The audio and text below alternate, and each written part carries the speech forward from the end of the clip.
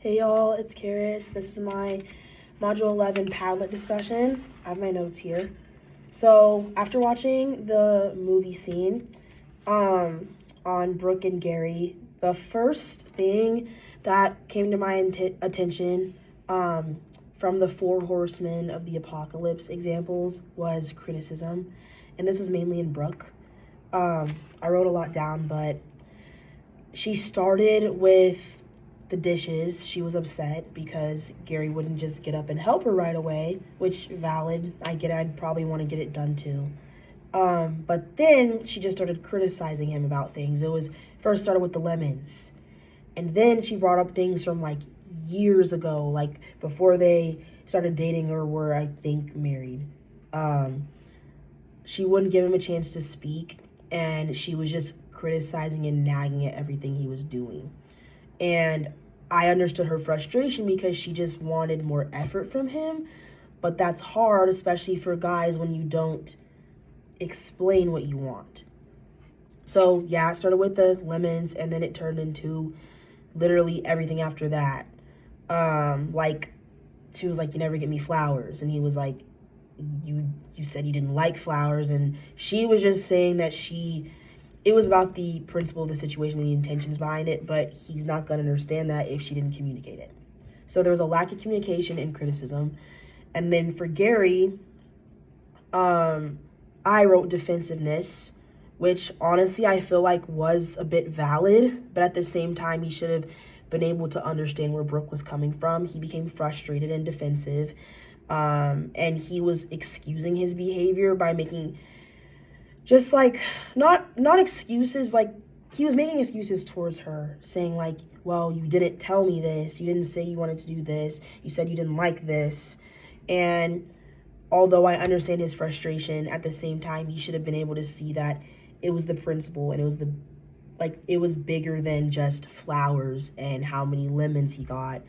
It was that, like, when she said, "I want you to want to do the dishes," it was the intention behind things. He was basically just doing things without putting in actual effort, and she was just criticizing everything he was doing without communicating what she actually wanted. So that's what I got from the movie scene. The second question about family exercise and power and family of origin, I wrote that from watching my parents, I'd say reference is a pretty strong factor in my family. My dad, especially towards my mom, he's just very intentional on doing a wonderful job of learning about the things that she loves and wants to do. And my mom's great at it too, but I've just really noticed it in my dad. He just really pours in to loving her the way she should be loved, and just raves about how amazing of a person she is. And then I'd say personally in my family, I exercise my power of being legitimate because I grew up in a family where it was authoritative, so it was a good balance, but I was also taught that you do what you're asked. And especially in like a conservative Christian household, I'd say this is a pretty common thing. For the next question, which are the reasons of what people fight about caught your attention, why?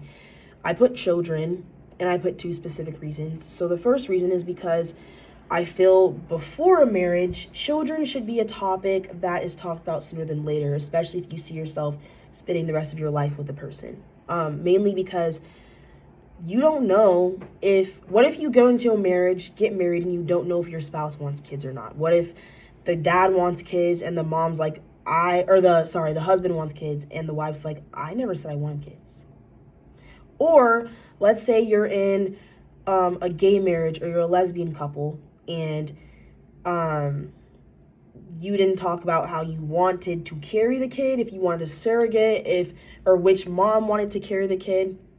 So many things like this can become an issue. And then also in marriage, it's easy to get into partner conflict about children if you don't talk about your standards or your values for your kids.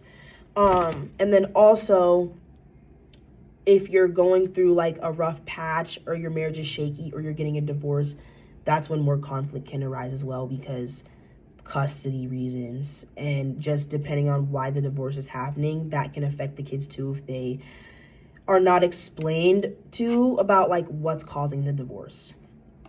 And then lastly, for the which one of the good fighting techniques from the text seems hardest for you, I chose about my partner.